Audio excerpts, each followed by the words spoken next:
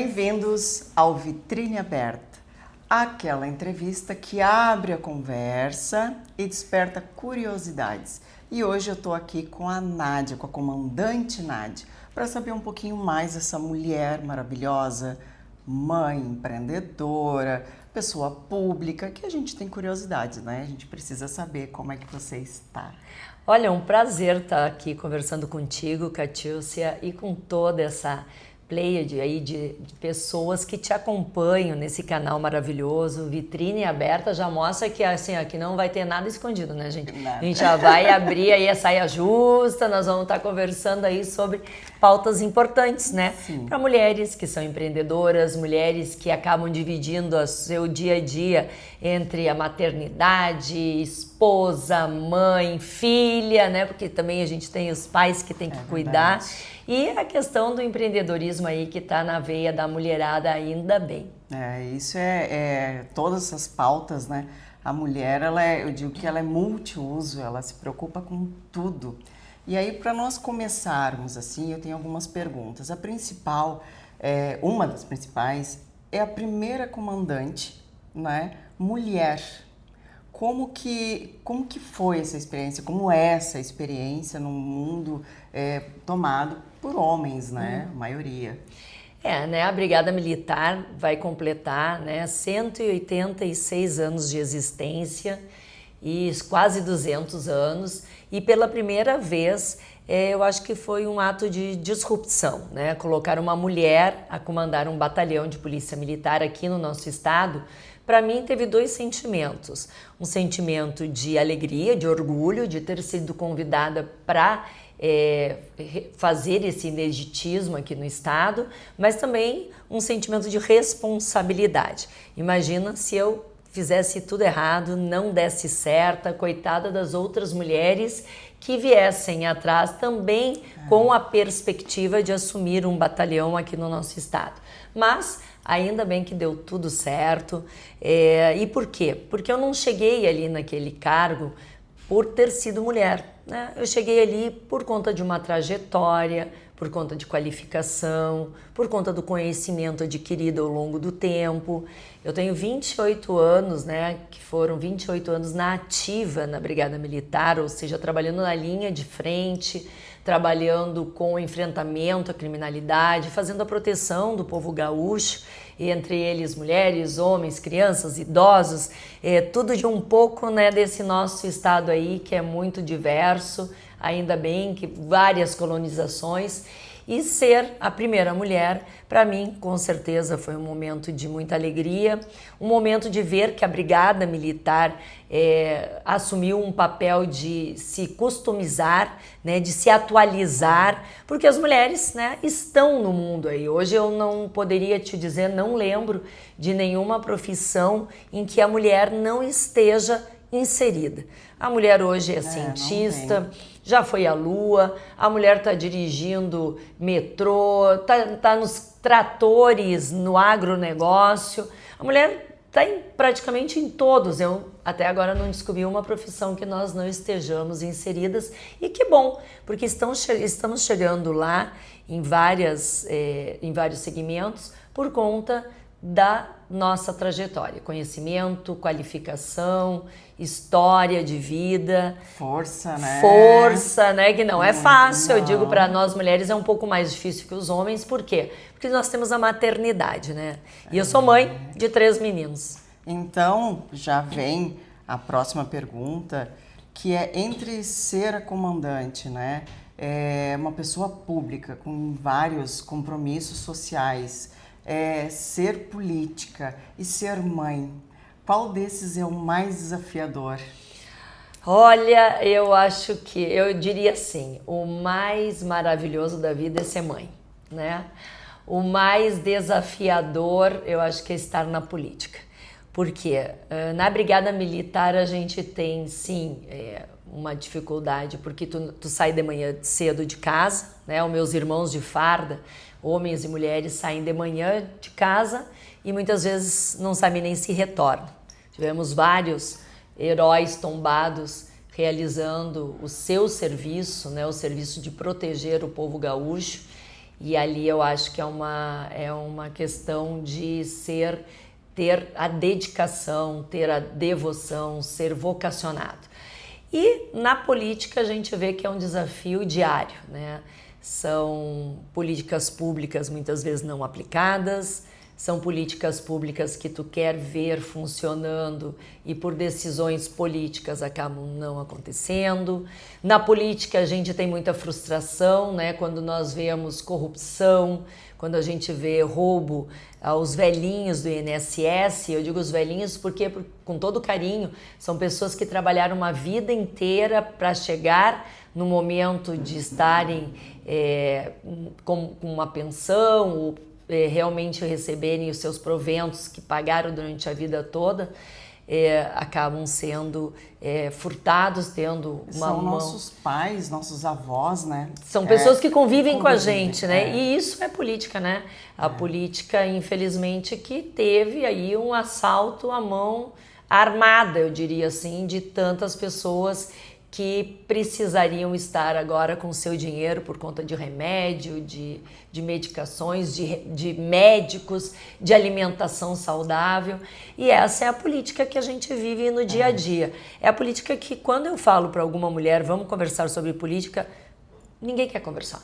Nem as mulheres, nem os homens, porque não acreditam mais na política. Mas eu vou dizer, apesar de ser um desafio, a política é uma ferramenta excelente para a mudança de tudo que a gente quer na vida. Eu acredito hoje que as pessoas já mudou muito, né? De um tempo atrás para agora, as pessoas gostavam de falar, sentar em uma mesa e conversar sobre política.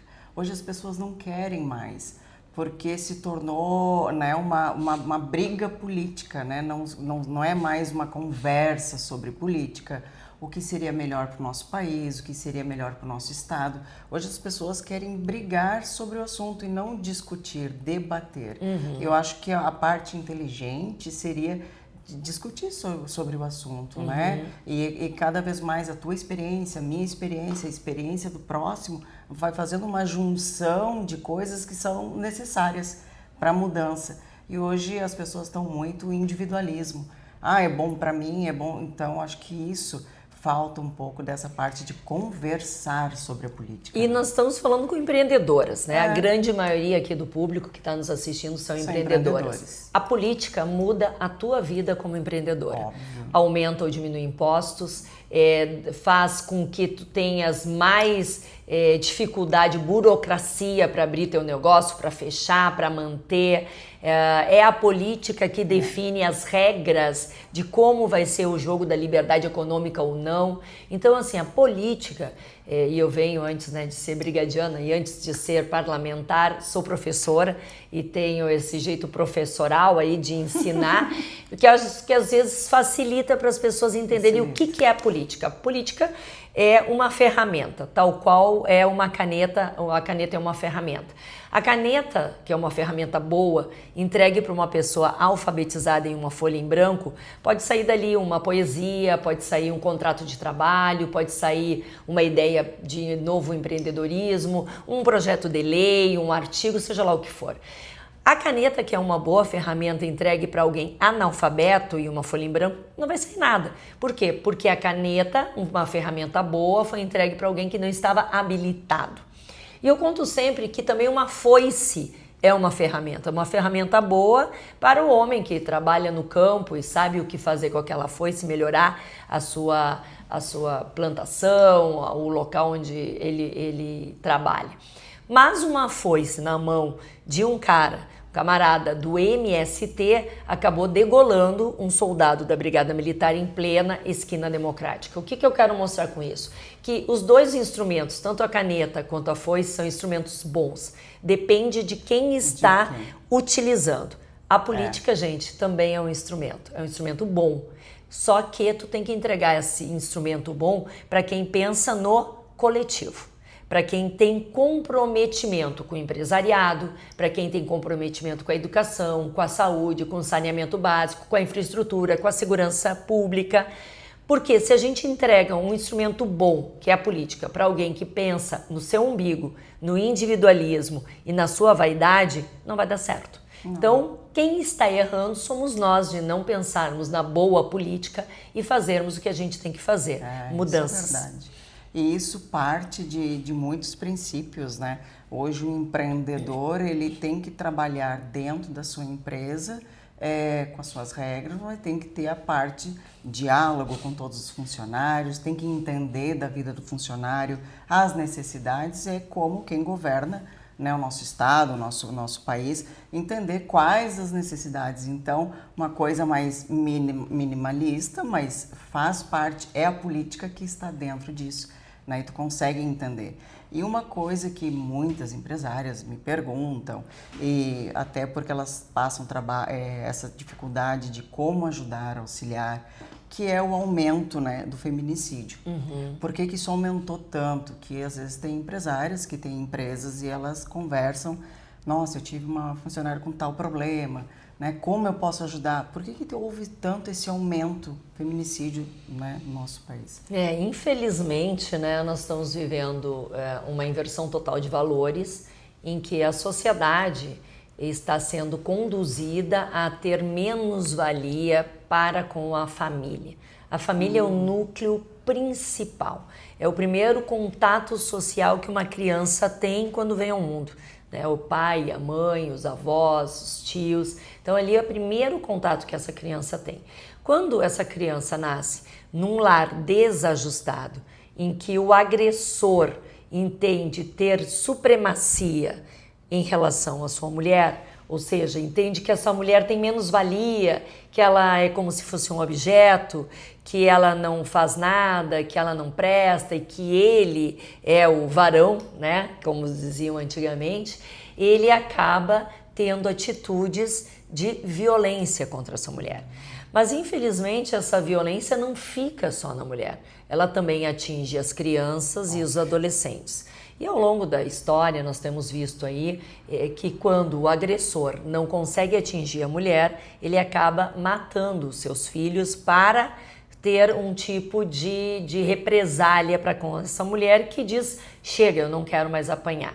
E isso é muito comum em lares desajustados. E tu falaste bem, muitas vezes as empresárias têm entre os seus colaboradores uma mulher que está sofrendo ali algum tipo de violência, que não começa na morte, né? Essa violência termina ali, mas ela é escalonada, ela vai num crescente, porque o agressor, quando vê que de um empurrão, de um beliscão, de um tapa na cara, de um xingamento, essa mulher se calou e nada fez, ele vai aumentando o nível de violência, até tirar a vida dessa mulher, que infelizmente no estado hoje nós estamos com 27 mulheres mortas, todas por feminicídio, que significa o quê? Morreram pelas mãos dos homens que elas haviam escolhido para formar uma família, para ter uma proteção dentro do lar. 95% dessas mulheres não denunciam. Essas mulheres não tinham sequer uma medida protetiva de urgência. E quanto mais nós falamos sobre violência, mais nós esclarecemos, mais nós passamos informações, mais nós repassamos para essa mulher os direitos que elas têm.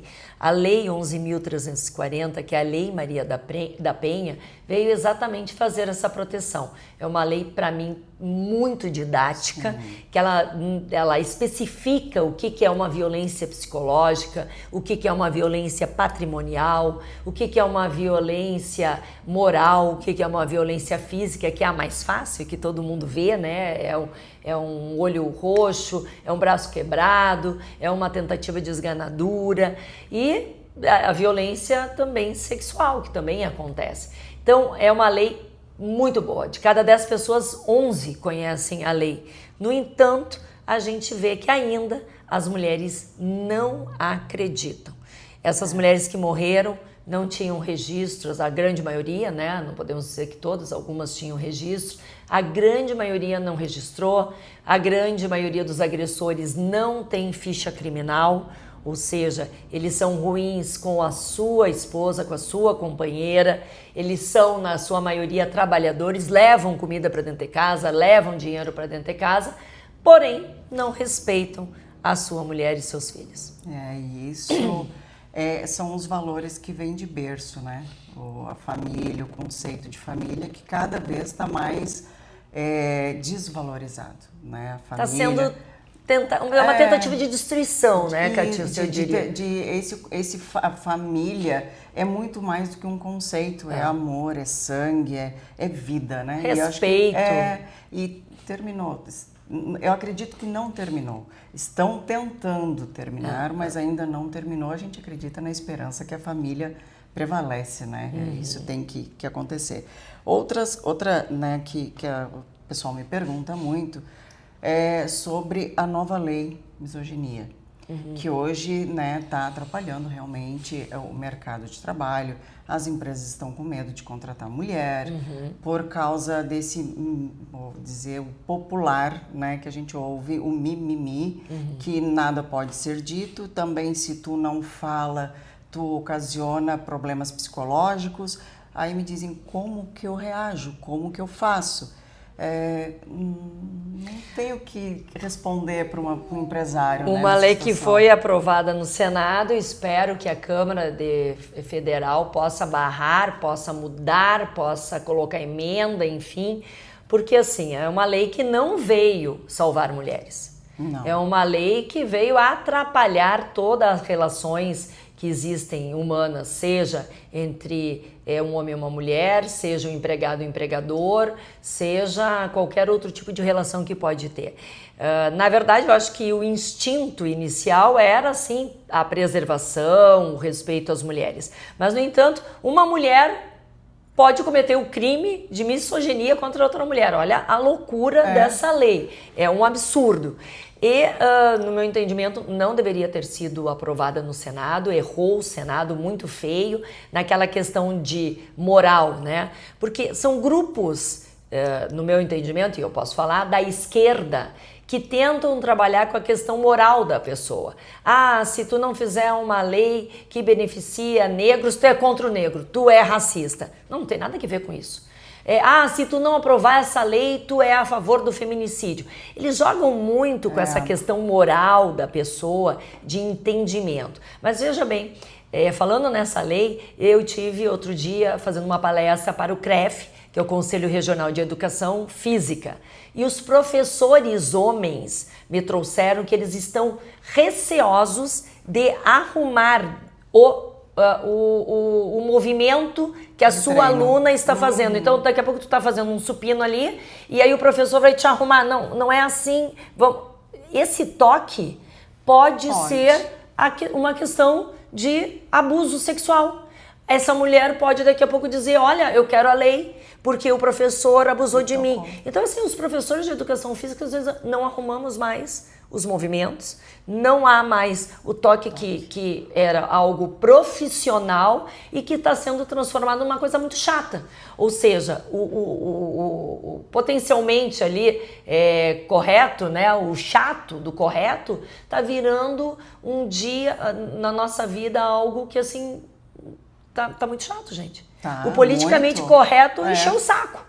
Por quê? Porque a vida toda nós tivemos homens, mulheres, brancos, negros, gordos, magros, idosos e jovens e simplesmente grupos que são de partidos de esquerda, sim, estão criando essas divisões na sociedade, não com o intuito de preservar, de respeitar, mas com o intuito de criar revanche, de criar animosidade, que para mim isso é guerrilha, isso é básico de qualquer guerrilha de guerra, de guerra mesmo. São pontos trazidos e que não vêm amenizar ou melhorar ou trazer respeito, que é o caso da linguagem neutra que inventaram.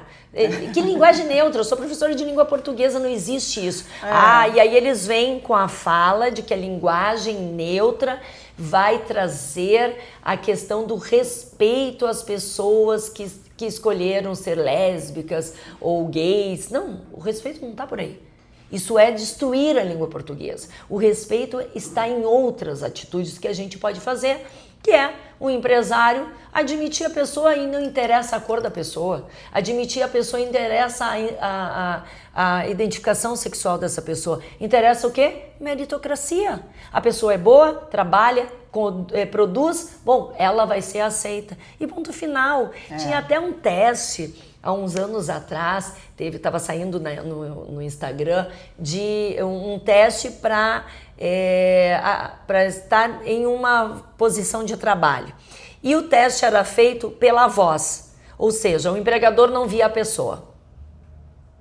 Pela voz e pelo currículo, ele admitia aquela pessoa. E ali eram admitido pessoas negras, pessoas com deficiência física, mulheres, gays. Por quê? Porque o que interessa, na verdade, na nossa sociedade, na educação, para o empreendedor, é meritocracia. É se a pessoa tem qualidade, se a pessoa responde ao que está sendo solicitado, se a pessoa tem resultado positivo. E não essa chatice, proatividade, e não essa chatice aí que inventaram. E aí vai ficando cada vez mais complicado, não só para o empreendedor, a questão tributária, os desafios de empreender, também com os funcionários, né? Que agora está muito complicado. Não, tu cria preconceitos. Preconceitos, tanto que tem empresas que estão diminuindo muito seu quadro de funcionários. Não só pela crise, mas também pelo mimimi que está de que nada pode ser feito. E isso as pessoas não entendem, que afeta diretamente a nossa economia, porque pessoas cada vez mais estão desempregadas. Sim. Mas aí tem o benefício do governo e não preciso mais trabalhar. Então tá muito complicado realmente de seguir esse padrão que está. E quando a gente fala de política, não é uma decisão, Nádia, que a gente toma por 6 meses. Não é uma decisão que é tomada por 1 ano. O cidadão tem que colocar em sua cabeça que é uma decisão tomada que são 4 anos. E às vezes 8. E às vezes 8, às vezes 16, e vai, né? Mas só que assim, são 4 anos e muitas vezes a pessoa não tem como fazer aquilo que foi destruído num país durante muito tempo. Em 4 anos tu não consegue. Em casa tu não consegue, numa empresa tu leva 3, 4 anos. Uma empresa é 5 anos para se consolidar no mercado. Imagina nesse meio muda todas as regras. Muda tudo. E aí o empreendedor fica como, gente? E aí aquela pessoa que está lá, está fazendo um bom trabalho, só teve 4 anos. E quanto podia fazer para frente? Então o pessoal pensar bastante na hora de colocar o seu voto, analisar, descobrir sobre o seu candidato, ver sobre essa parte de como os valores, princípios, ética, como que ele trabalha. Eu acho que a saída de campo, pessoas que já trabalharam naquela situação, quando entra numa liderança, ela sabe os pontos, que nem, né?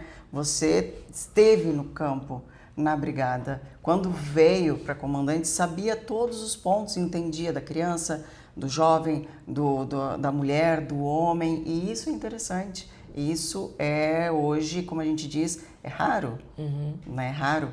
E a gente fica, né, na torcida de que as pessoas façam o correto. Então, é um ano de política.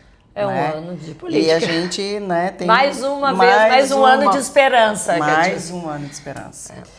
E tem muitas mulheres que elas têm medo de ocupar a posição de liderança, né, hoje. E qual o seu conselho para essas mulheres?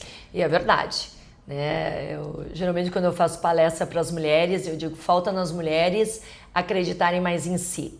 As mulheres são excelentes. Só a gente não se deu conta ainda. Tem muita mulher que tem medo de falar em público, tem muita mulher que tem medo de assumir o seu negócio e acaba colocando o negócio no nome do filho, do marido, do pai, para ela não estar à frente. Mas eu diria assim, hoje as mulheres são perfeitas. Hoje nós estamos praticamente, em maioria, em vários espaços. Hoje a OAB nacional já mostra que já tem até 52% de mulheres inscritas como advogadas, ou seja, passamos homens. Hoje a questão nas polícias nós já acrescentamos bastante, no judiciário hoje já tem muita mulher desembargadora, juíza, nós estamos em todos os espaços e quem é mais antigo vai lembrar, tinha um programa de televisão que era de auditório e era homens contra mulheres, né? E naquela época dizia, né, ponto para os homens, ponto para as mulheres. Eu diria que hoje a gente abrindo revistas de empresas, né, de negócios, a gente já vê despontando mulheres ali com entrevistas maravilhosas. E se fosse relembrar esses programas de auditório, ali não ganha nem mulher nem homem, ganham todos na sociedade. Por quê? Porque ainda bem que as mulheres são diferentes dos homens e vice-versa. Nós temos competências, qualidades diferentes que, juntas às competências e qualidades dos homens, nós melhoramos o ambiente onde a gente convive, o ambiente de trabalho, o nosso negócio, a nossa rua, o nosso bairro, o nosso estado. A gente muda o Brasil quando nós juntamos experiências e competências diferentes. Eu diria para as mulheres que acreditem no seu taco. Tenham autoestima alta, realmente, né? Não deixem se levar por serem mulheres. Nós não temos nada de sexo frágil, né? Inclusive, não provoque a cor de rosa choque e a gente sabe onde chegar. Sabemos muito bem. Eu, né, sou casada, tenho 3 filhos homens. Continuo amando que o meu marido abre a porta do carro para eu entrar, porque eu gosto dessa gentileza, desse cavalheirismo, mas a porta do meu destino, a porta do teu destino, mulher, quem tem que abrir é tu, a partir da tua qualificação, do teu conhecimento. Não tenha medo, tu sabe fazer. Ó, viu? Baita dica para quem... E uma vantagem da mulher, eu não sei se você já percebeu, é uma palavra bem simples, detalhes.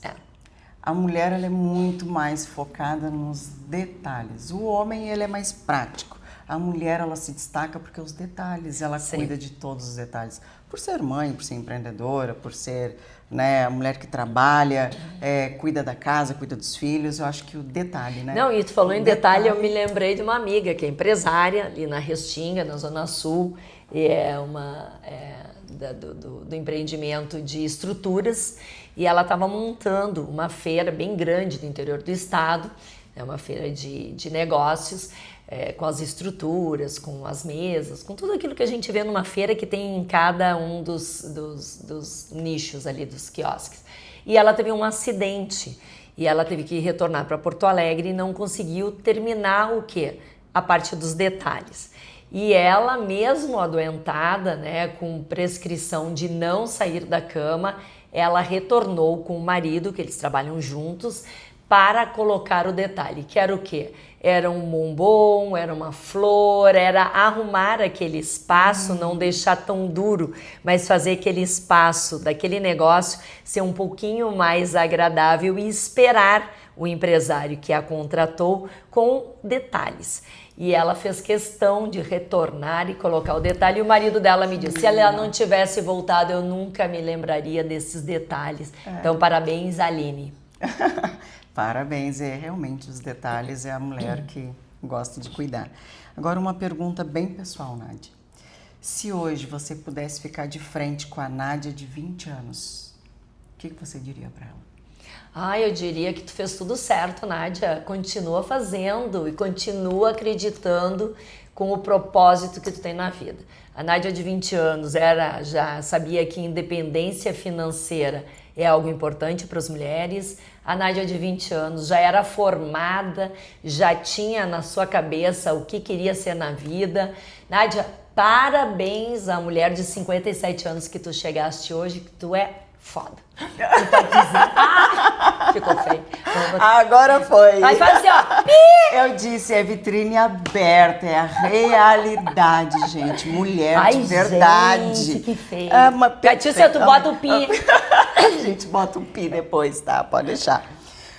O que nós, mulheres, né, homens também, que acompanham o nosso canal, mas o que nós, gaúchos, podemos esperar da Nádia para 2026, nesse ano de eleições?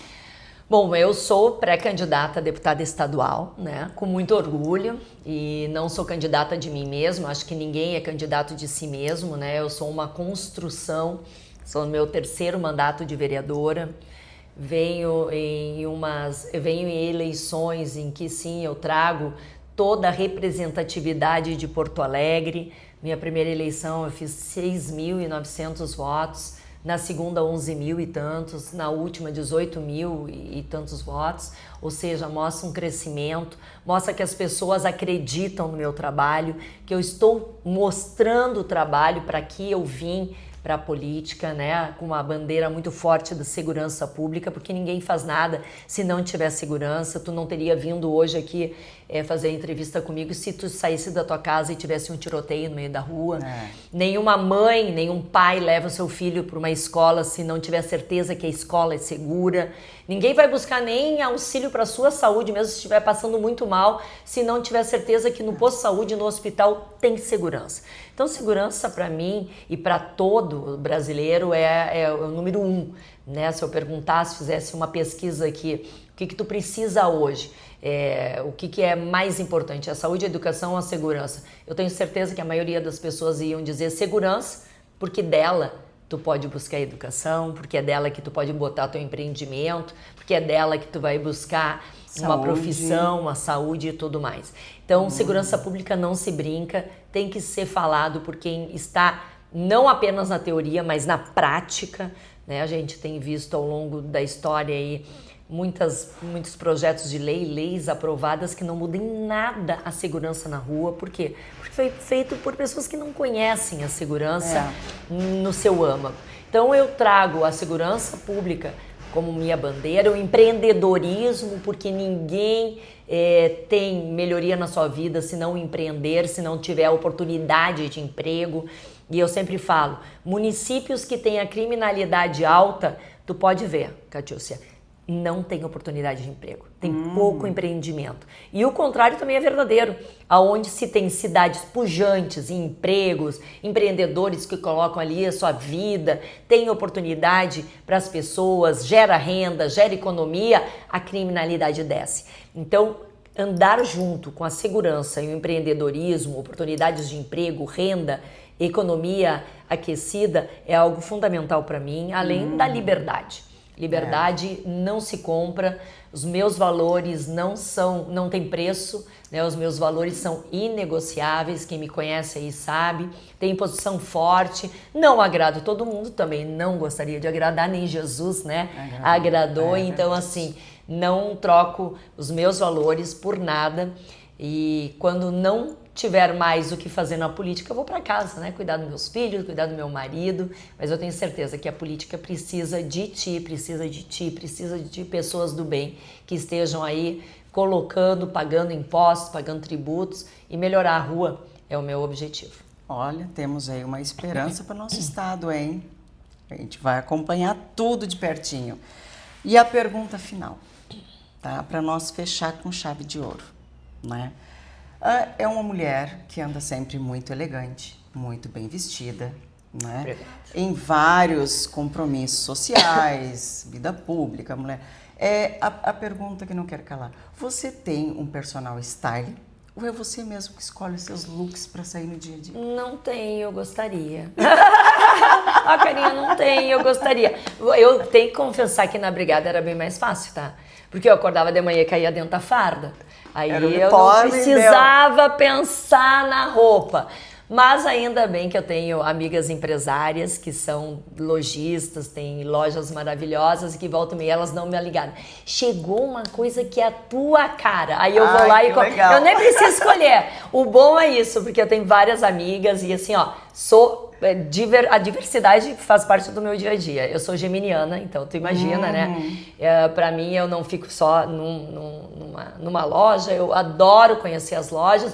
Gurias, me convidem para conhecer a loja de vocês, para poder também aí fortalecer o empresariado feminino, os homens também, que são maravilhosos. Mas eu digo, agora é a vez das mulheres, né? É. Nós queremos também um espaço aí para mostrar o nosso valor. E eu vou comprando assim, guria. Sabe que longo eu tenho uma coisa, eu acho que longo, meu closet não tem espaço para vestido longo. E volta e meia eu tenho festas longas, então eu alugo. Tenho locais maravilhosos para alugar e também a gente ajuda o comércio, né? Ajuda a economia. Muitas mulheres aí têm feito, né, essa questão de aluguel de roupas. Então, vestido longo eu alugo, já sabe, quando eu tiver de vestido longo eu tô alugando em vários locais. Tem uns mais queridos que os outros. E roupa eu vou comprando, as gurias me ligam. Vem cá que chegou uma coisa que é a tua cara. Aí eu vou lá, compro, nem escolho, só boto, já sabe até meu número. E já conhecem, né, o estilo, já conhece e ajuda muito. Muito obrigada pelo elogio. Não é porque eu mostrei realmente o Instagram para uma pessoa, né, que é uma empreendedora lá de Portão.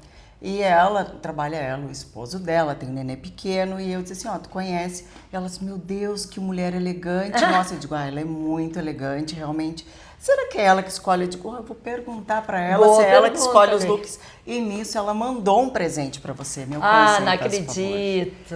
Ela mandou um presente para você, ó, da loja Yumi. Ai, que amor! Lá de Portão, gente. Ela é uma querida, Tamires e o Eduardo.